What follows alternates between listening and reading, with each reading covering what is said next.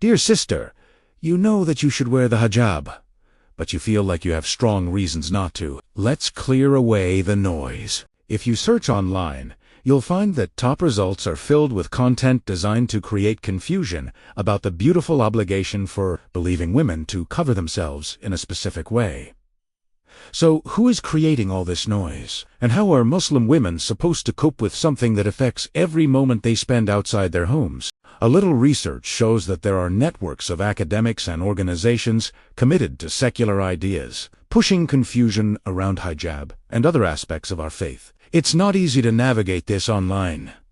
Spacey truly feels like a minefield. This confusion can make it harder to take the step toward wearing the scarf, and even harder to know who to trust. But taking the time to understand this way of life, its expectations and boundaries, is absolutely essential. You should not be discouraged because this is for the benefit of your own soul. So, where do we find authentic guidance that leads us toward Allah's pleasure? Think about it this way.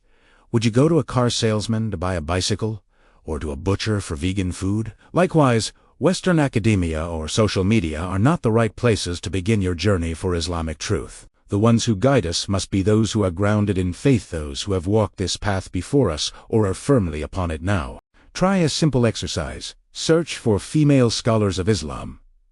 Not influencers or lecturers, actual scholars. Look at their lives and their example. These are women who provide guidance on how to live as Muslim women, including what Allah expects from us in terms of modesty. You'll notice something very clear. None of these respected scholars abandon the hijab. Their guidance is rooted in knowledge, tradition, and sincerity. And who do they take as their role models? Not celebrities or influencers, but the noble women of Islam, the daughter of the Prophet, his wives, and the righteous women throughout 1400 years of history. All of them covered themselves for one reason alone: to seek the pleasure of Allah.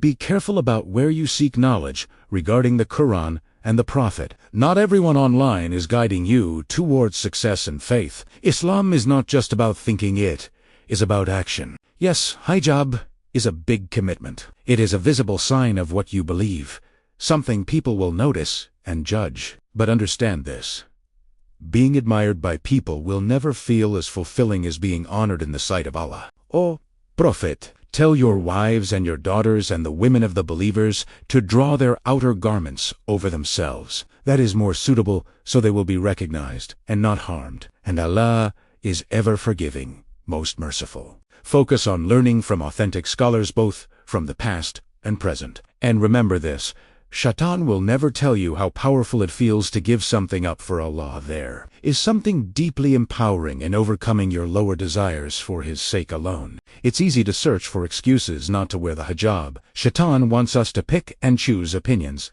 that suit our desires. But Islam is not limited to prayer or the mosque. It is a complete way of life. From Fajr to Isha, it shapes our actions, choices, relationships, and identity.